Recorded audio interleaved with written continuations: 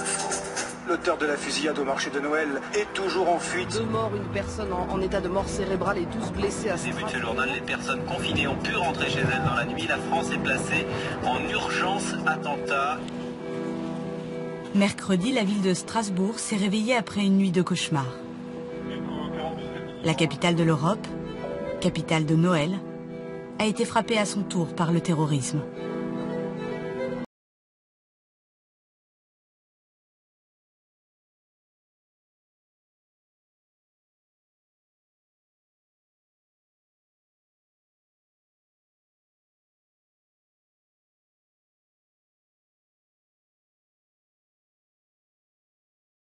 Il est passé devant le resto. Il est passé devant le resto. Tu te rends compte, il aurait... Ah ouais. Tu te rends compte, il aurait fait comme à Paris. En plus, tu ouvres le resto, il ouvre la porte, t'as le bar en face là, qui rafale tout le monde, c'est fou, on est foutus. C'est confiné à l'intérieur, on a bloqué tous les clients. Et quand ça s'est calmé, on est sorti, on a vu des gens, des corps un peu partout là. Ouais. Et des gens qui pleuraient, des enfants qui pleuraient, c'était dingue. C'est une de guerre, j'ai jamais vu ça, franchement. Un truc de malade.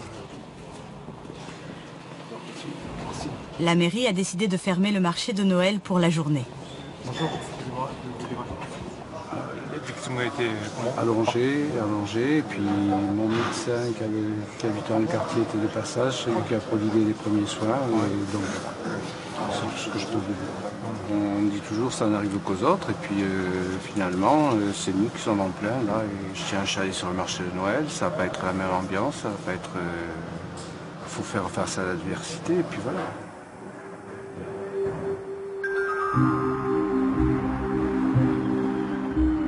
Dans la Nièvre, près de Clamecy, Roselyne, notre aide-soignante, retrouve ses camarades de lutte.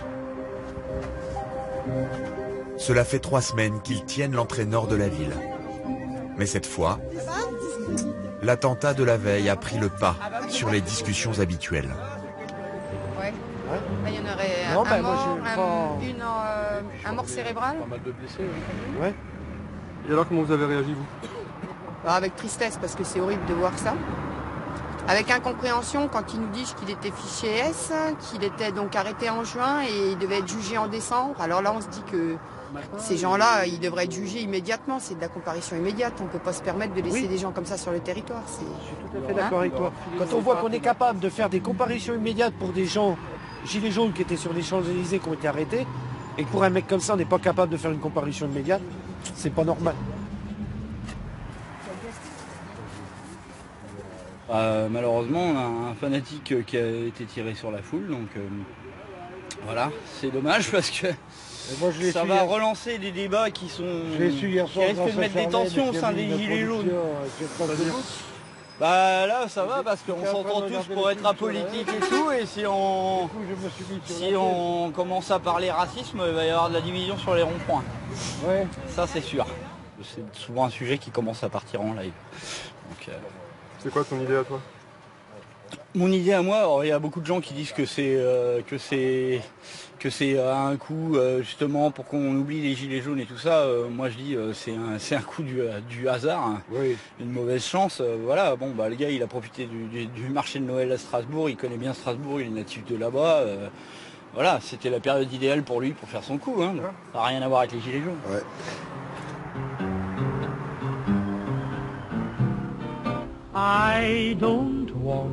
La semaine avait pourtant commencé sous de meilleurs auspices.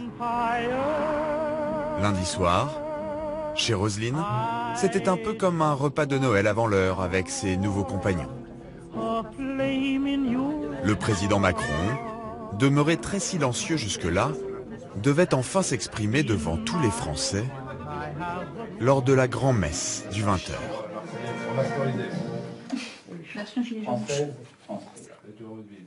C'est d'abord l'état d'urgence économique et sociale que je veux décréter aujourd'hui. Le salaire d'un travailleur au SMIC augmentera de 100 € par mois dès 2019, sans qu'il en coûte 1 € de plus pour l'employeur. 100 €. Les heures supplémentaires seront versées sans impôt ni charges dès 2019. Mon seul combat, c'est pour vous. Notre seule bataille. Enfin, notre seul combat, c'est pour nous. C'est pour la France. Vive la République. Vive la France. Non, c'est pas clair, parce que avec ou sans charge? Je crois qu'il en a même brut ou net. Brut ou net, c'est pas pareil, le brut et le net. Moi, j'ai compris que c'était net. Hein, aucune charge et que ça rentre pas dans les impôts. Sur TF1, c'est brut et France 2, c'est net. Ah, d'accord. 100 € mais brut, donc net, c'est 75. Ah oui, tu vois, il y en a qui demandent comment que ça va être financé, tu vois. Et, comment ça se passe pour des gars qui gagnent plus que le SMIC et qui vivent mal? Ils n'ont rien, en fait. C'est pas satisfaisant quand même. Allez, Bah oui. servons le caviar. C'est pas fini. Voilà. Ah, mais quand même... C'est un bon début. Il fait un pas en avant. Mais il a oublié beaucoup de gens sur le côté. Mais à partir de quel moment, pour vous, il fait un pas en avant? Bon, l'augmentation du SMIC, aussi peu soit-elle, ça va, c'est quand même quelque chose. C'est quand même un pas. Parce qu'on pensait vraiment qu'il ne céderait rien là-dessus. En fait, c'est une saturation. Il y a tellement eu de mépris. Il n'y a même pas eu une excuse. Il y a tellement eu de mépris vis-à-vis de nous que la colère est là. Mais il faut aussi remettre son poste en jeu. Je pense que s'il est honnête, on revote. On va rire. J'ai l'impression qu'en fait, on en a tellement marre que tout ce qu'il va dire, on ne retirera pas le gilet jaune, même si c'est que du bon. En gros, j'ai l'impression que tout ce qu'on attend, en gros, c'est qu'il démissionne. Je suis... après, on parle de démission, machin, on en a marre de Macron. Il faut dire qu'il a fait des choses que, oui, on en a un peu marre de lui. Mais il récolte aussi tout ce qui s'est passé derrière. Donc il y a peut-être des choses aussi qui étaient déjà envenimées. Et qui maintenant, comme c'est le ras-le-bol total, on va dire c'est le ras-le-bol d'une république qui date depuis, je sais pas combien de temps. Donc bon, pas de bol, c'est tombé sur lui. Ce qui a été dit ce soir, ça va changer quoi concrètement à vos vies? C'est quand même 100 balles de plus. Ça va me payer un plein de gasoil si le gasoil n'augmente plus. Moi, ça va changer un petit peu de beurre dans les épinards, mais à peine. Et faire un petit plein de courses pour moi.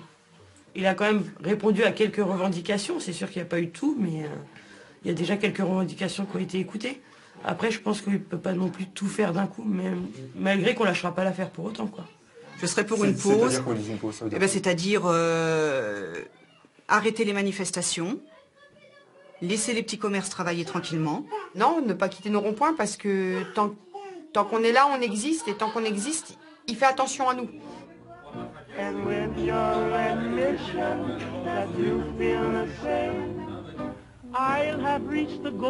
Mais la détermination des Gilets jaunes ne réjouit pas tout le monde. À Flers, dans l'Orne, l'entrepôt du Père Noël est encore bien rempli pour la saison. Allez, c'est parti. Avec ses employés, Thierry Durand épluche les listes de commandes.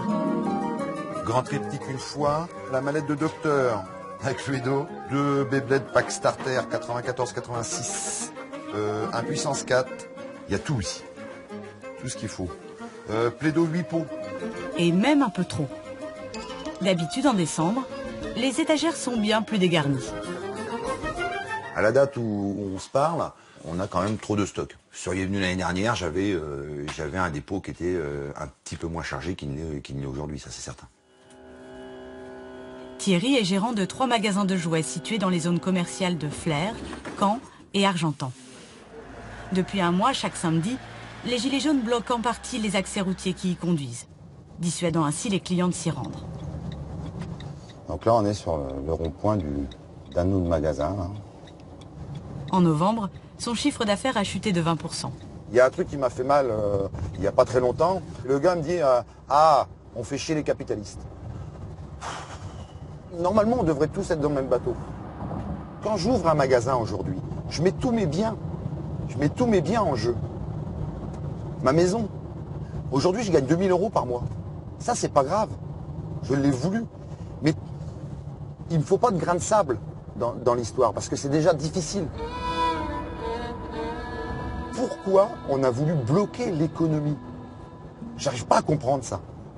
Alors, c'était peut-être le plus facile pour marquer le coup vis-à-vis de l'État, mais franchement, les conséquences vont être dramatiques. Sur ces 3 magasins, Thierry emploie 24 personnes à temps plein. Voilà pour vous. Et je vous fais votre paquet. D'ordinaire, à l'approche des fêtes, il embauche des intérimaires. Cette année, ce ne sera pas le cas. Ah, je fais tout, même les paquets, ben oui. Faut savoir tout faire quand on aide le Père Noël. Ça en fait un de moins à faire. Oui, c'est ça. Hein? Ouais. Voilà. Et ben voilà, monsieur, dames. Merci. Au revoir. Samedi dernier, Pierre, son responsable de magasin, a dû baisser le rideau dès 15 h. On a fermé parce que là, juste derrière, donc ça commençait à chauffer un petit peu entre les gilets jaunes et les forces de l'ordre. Donc on recevait plein de gaz, nous, de la part de la police. Donc pour nos clients, c'était pas possible de rester ouvert. Donc, Alors comment va le moral des troupes du coup? bon, bien, on essaye de travailler à fond la semaine. Mais bon, on sait que les week-ends sont pas faciles et qu'il faut doubler la semaine quoi, pour rattraper tout le retard qu'on a malheureusement. On voit comment ça se passe et on sait que on est 6 là, et est-ce qu'on va pouvoir continuer tant que ça l'année prochaine ou pas, donc on verra. Le bilan. Vous saurez ça quand? Oh bah ça, on le saura à la fin de l'année, quand le chef aura fait les comptes.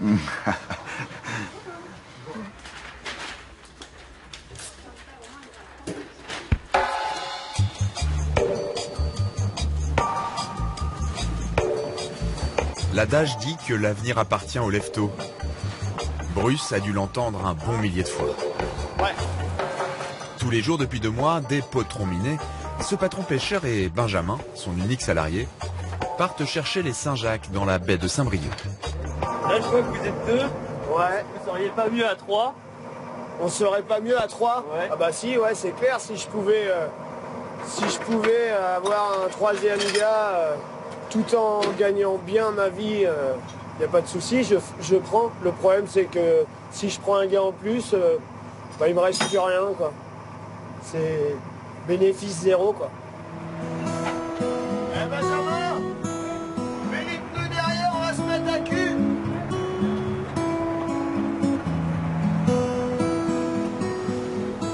La sortie en mer va durer 5 heures. Le temps d'un aller-retour sur la zone de pêche.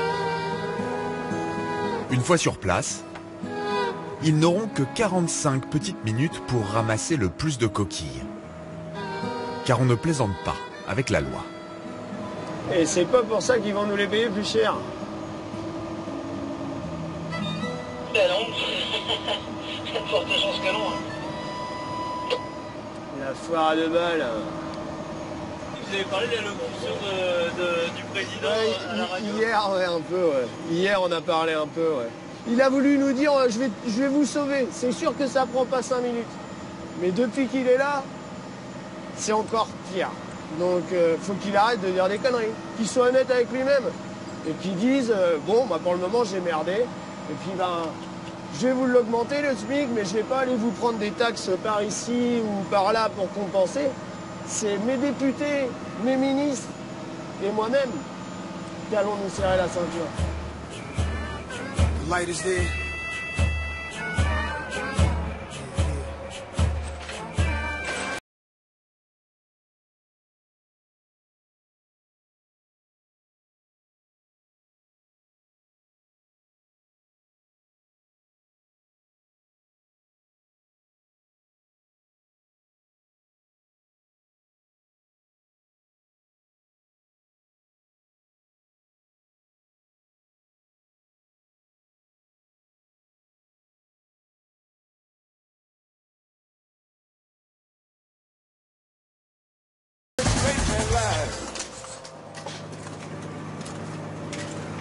Le problème, c'est qu'en ce moment, elle paye pas, quoi.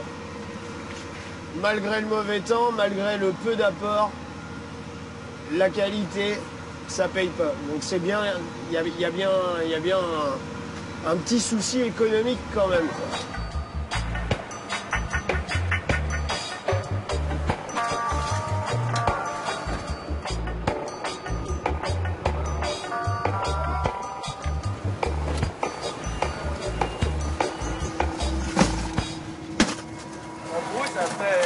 Après l'intervention de Macron, c'est fini les gilets jaunes? Ah non, faut pas lâcher.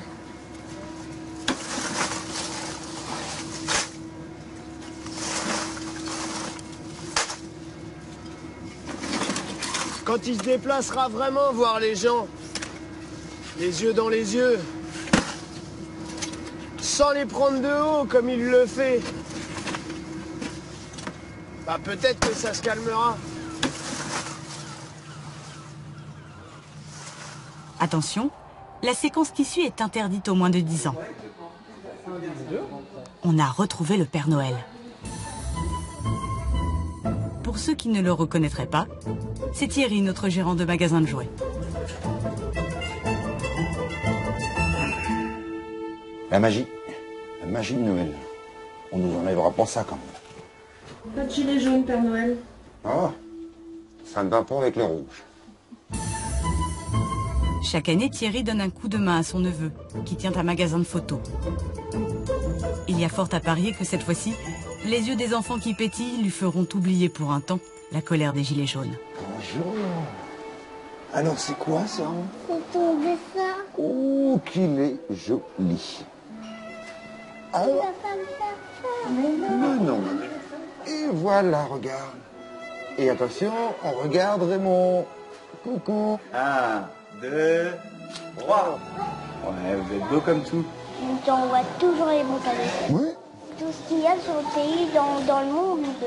J'arrive pas à croire que t'arrives à lire les lettres des Chinois. C'est la magie de Noël.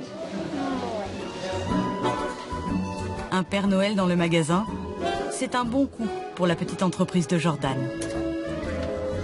À 23 ans, le jeune homme a repris l'affaire de son père qu'il salarie. Et décembre est un mois crucial pour lui.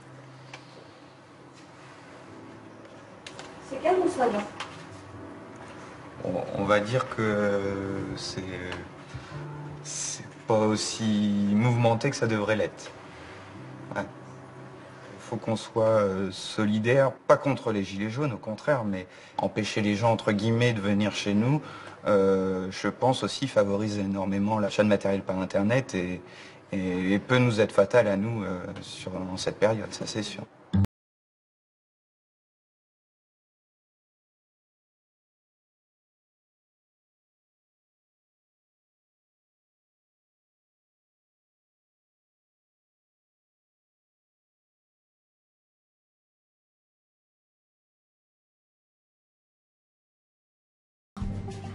Il relève les chiffres du jour auprès de ces 3 magasins. Oui, j'écoute, oui. Oui, alors, ça donne quoi aujourd'hui? Ouais, ça fait...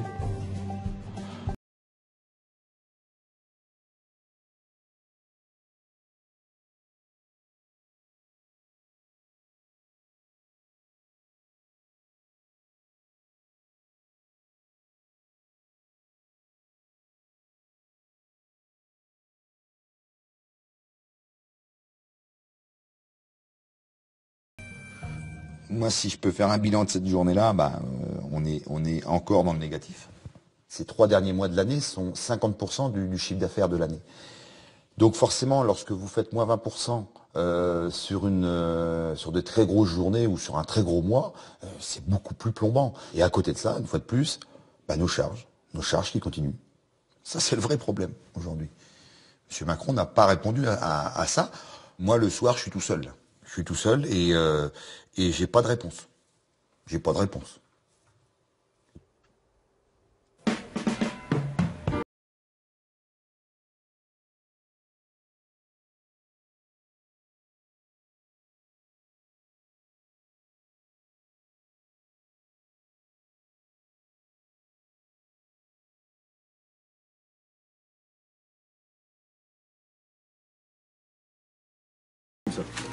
C'est la Bourgogne, c'est la région. 450. Et il est toujours aussi remonté contre le mouvement des Gilets jaunes. C'est au ralenti pour l'instant. Depuis, on va dire depuis mi-novembre, ça tourne au ralenti. Entre les marchandises qui sont perdues, la perte de chiffre d'affaires, les kilomètres en plus.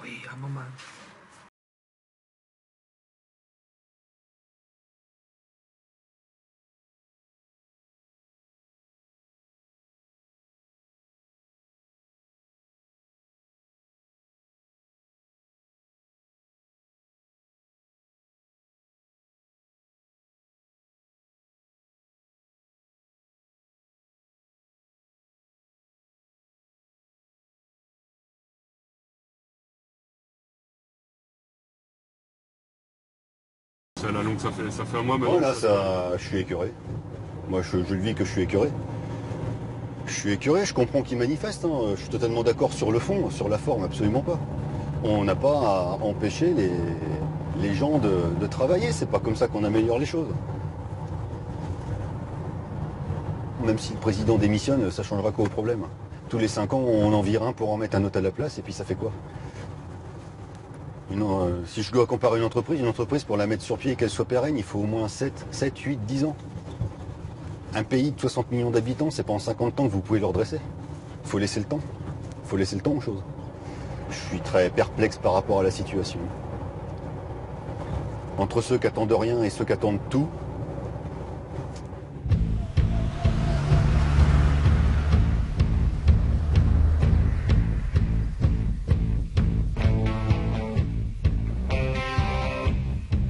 À Saint-Saulve, dans le nord de la France, toute une région retenait son souffle cette semaine. Le tribunal de Strasbourg devait valider un plan de reprise de la scierie Ascoval, l'une des plus modernes d'Europe, menacée de fermeture. Nassim Bardi travaille ici depuis 15 ans. Et pour lui, comme pour de nombreux salariés, l'entreprise représente bien plus qu'un emploi. De ma cuisine, je vois l'usine. Je vis à l'usine. Et c'est grâce au rendement de l'usine que je dors bien. Aussi. C'est vrai en plus. Hein. Quand elle ne ronronne pas, vous dormez mal? Quand elle ne ronronne pas, je m'endors, mais plus difficilement. Avec le ronronnement, ça va plus vite. C'est comme une berceuse.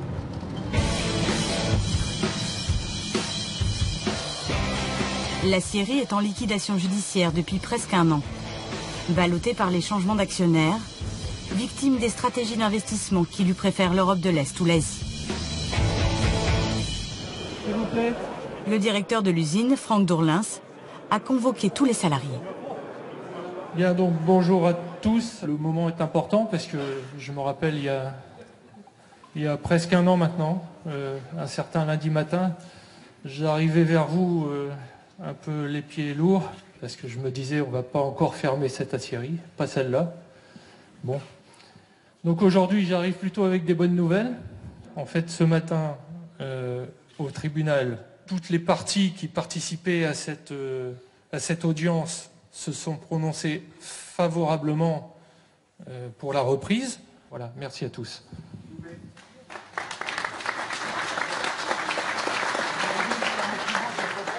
Il y a eu l'unité syndicale, il y a eu l'unité politique. Donc maintenant, la volonté gouvernementale de l'État est d'essayer de maintenir nos activités industrielles en France. Arrêter de trouver l'excuse de la compétitivité, c'est pas vrai. On est compétitif et on sait sortir de l'acier de très bonne qualité, à un prix très compétitif. Voilà. Pour Nassim, qui est aussi délégué CGT, si l'entreprise veut survivre, tous vont devoir s'adapter.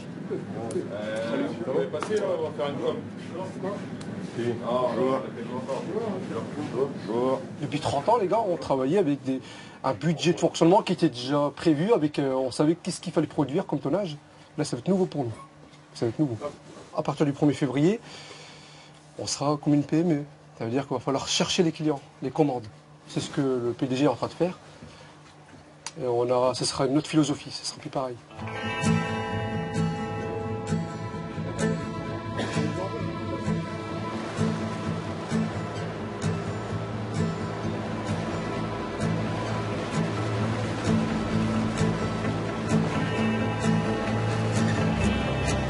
Thomas est technicien chez Ascoval depuis 6 ans.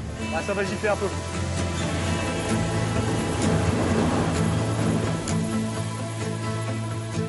Il a découvert le métier de métallo après un passage dans l'agroalimentaire. Un nouveau monde pour lui, une très longue histoire pour bien d'autres.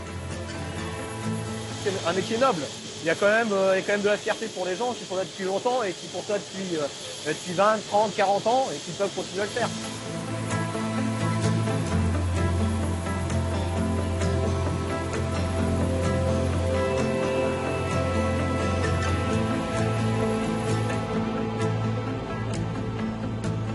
Ici, on ne trouve pas beaucoup de gilets jaunes.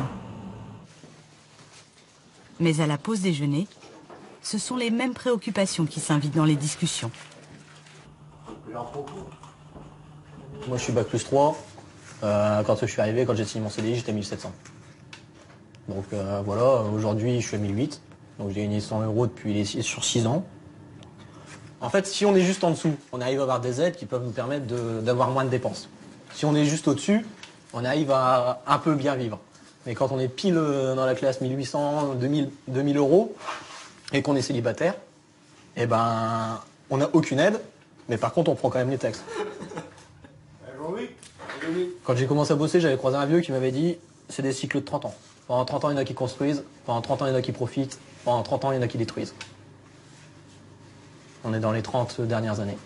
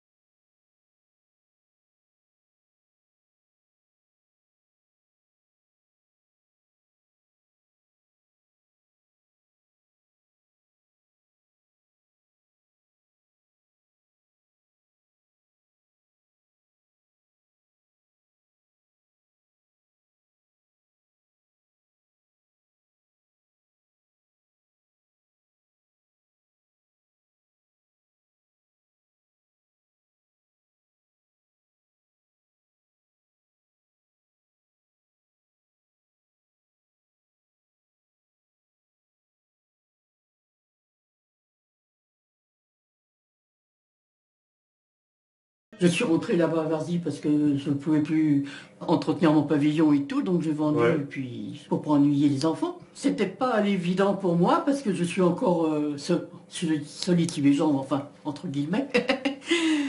Mais de voir ce qui se passait, les personnes plus en fauteuil, vraiment handicapées, je me disais, qu'est-ce que tu fais là?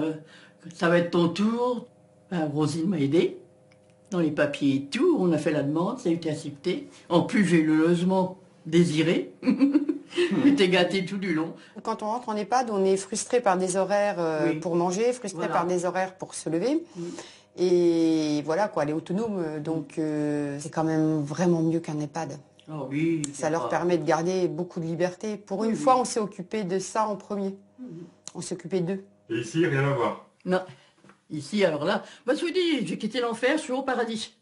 S'il veut bien me recevoir là-haut. En attendant le paradis, l'actualité s'est invitée dans le quotidien de Raymond. Depuis novembre, il n'y a pas que Titi qui voit la vie en jaune.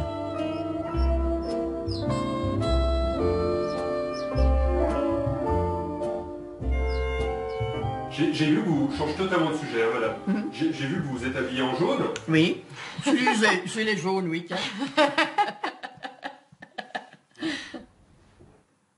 Ben, Rosine, elle se bat déjà pour ses enfants et ses enfants plus tard, déjà. Parce qu'on veut toujours que les enfants soient mieux que nous, ont une meilleure vie que nous. On ne veut pas qu'ils subissent ce qu'on a subi. Et là, ils ne sont pas capables de se subvenir à eux-mêmes. Et vous êtes étonné de l'avoir, Roselyne, très active dans ce... Oh ben non, la connaissant, non, sûrement pas. Il faut m'expliquer alors. Moi, c'est ce qu'on dit, hein. Elle présidente et puis moi ministre, ça marcherait bien. Hein. À défaut de changer de président ou de Premier ministre, à Matignon, on aurait plutôt besoin d'un nouveau médecin.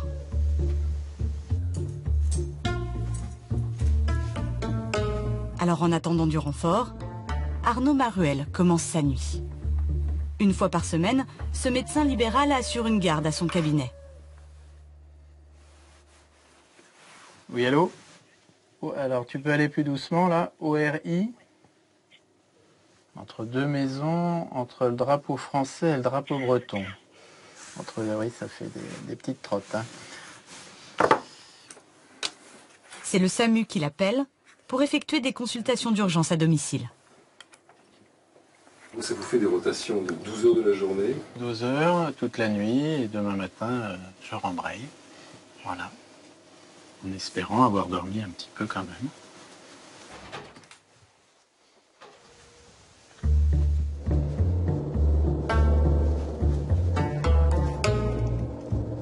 Tournez à gauche dans 200 mètres et prendre la rue de Léon. Suivre la D676 sur 4 km. Pour gagner du temps, Arnaud révise ses ordonnances sur la route.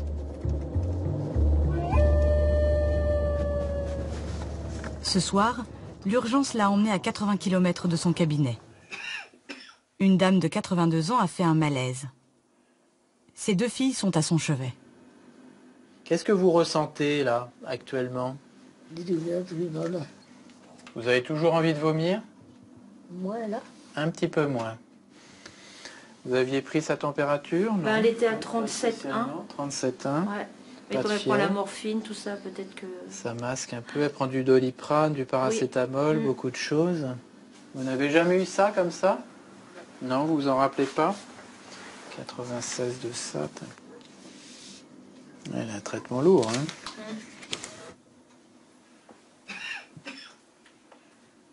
Bah écoute, c'est compliqué quand même, hein. Elle a une insuffisance respiratoire chronique sévère, un cœur pulmonaire chronique, elle est sous oxygène à 1,5 litre en continu. Il vaut mieux faire un petit bilan ce soir, je pense, donc j'aurais besoin d'une ambulance. Maintenant, c'est vrai que pour avoir un médecin, c'est vrai que c'est pas évident. Donc, quand on est dans des... Comment je veux dire? Dans les petites campagnes, ouais. Et vous avez ressenti le manque de médecins ces dernières années? Ah oui, oui. Bah, surtout encore la journée, bon, quelquefois les médecins qu'on a, ils arrivent à se déplacer, mais la nuit, c'est vrai qu'on n'en a pas, il n'y en a pas, quoi, donc c'est dur, hein. Ça, vous gardez ça, Oui, vous mettez je tout vais ça mettre les avec. Voilà, absolument. Merci de... beaucoup, bon courage à vous. Merci, prochaine À peut-être. bientôt. Au revoir. Au revoir.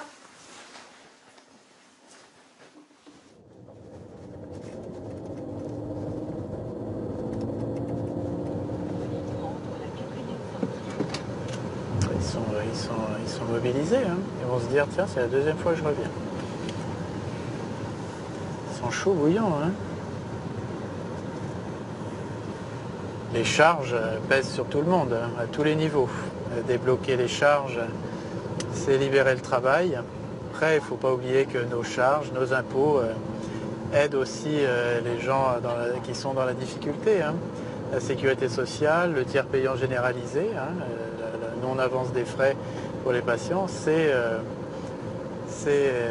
par le biais des impôts que tout ça est financé. Donc il faut quand même des impôts.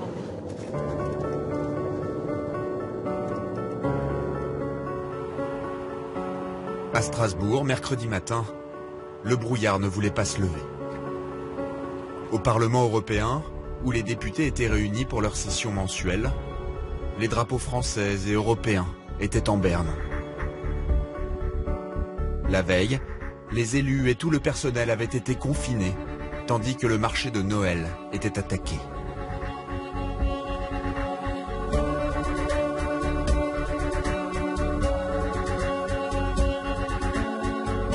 Dans l'hémicycle, Édouard Martin n'avait pas prévu que le temps du recueillement et du deuil serait si vite rompu par un député italien, membre du parti de Matteo Salvini. Che gli errori di una Francia e spesso anche di un'Europa arrivino a spalleggiare un'azione di un estremismo islamico che spesso, ripeto, toglie in modo ingiusto la vita a dei cittadini. Svegliatevi! Svegliatevi! Io mi associo alla protesta e vi dico svegliatevi! Svegliatevi! Svegliatevi! Mi faccia parlare come io ho fatto parlare lei, si sieda immediatamente e rispetti le vittime, non faccia propaganda. Le manifestazioni da clown in questo Parlamento non sono accettate.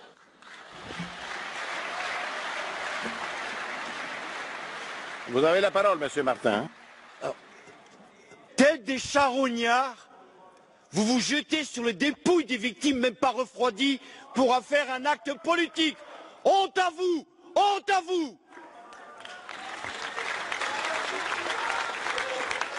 On est dans un contexte, un climat tendu, de stress, de tension, et ça m'est insupportable qu'à quelques heures après, ces gens-là puissent faire de la récupération politique. C'est ignoble. Voilà, c'est cynique, c'est ignoble.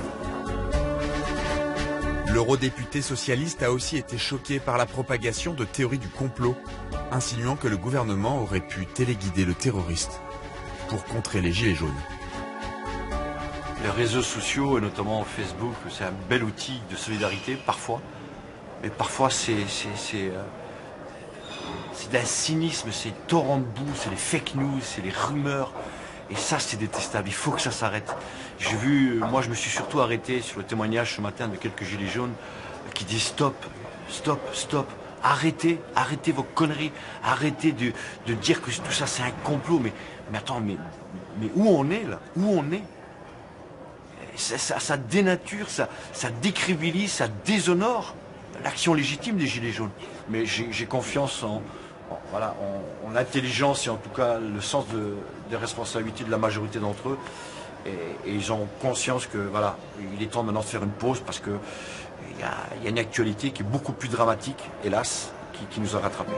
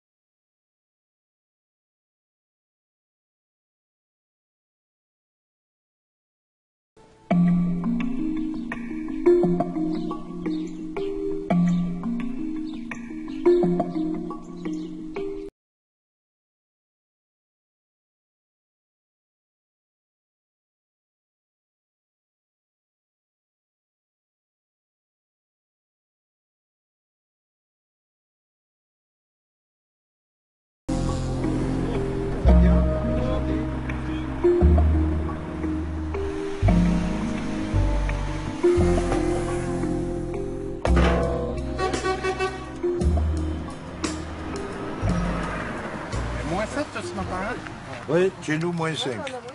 À nous, on a moins 3. Mais mon cœur est toujours à 37. Ah oui. Ma place est ici parce qu'elle est auprès des gens qui luttent. Ça a été une révélation pour moi. Ça faisait des années que je me disais mon pouvoir d'achat, ça me nuise, diminue. Je peux moins faire de choses alors que je suis en train de réussir socialement. Donc il y a quelque chose qui tourne pas rond là-dedans. J'ai toujours été d'accord pour payer mes impôts. Je participe à l'effort national, comme tous les citoyens français. Ça fait un peu râler quand on donne de l'argent, mais on sait qu'on doit le faire pour que nos routes soient entretenues, bien qu'elles n'y soient pas, pour que nos services publics soient à notre disposition, bien qu'ils foutent le camp de la campagne. Je sais que c'est ici qu'est ma place. Et ce sera ma place jusqu'à ce que nous obtenions satisfaction de toutes nos revendications. Que restera-t-il des Gilets jaunes? L'expression d'une colère soudaine et sans lendemain? Ou le début d'une révolte qui se traduira bientôt dans les urnes? Voilà. On va pouvoir s'asseoir et parler. La vie est belle, hein. Jeff, Charlène, Roselyne, Gérard et les autres rêvent de meilleurs lendemains et d'exister enfin. Une chose est sûre, le soulèvement des ronds-points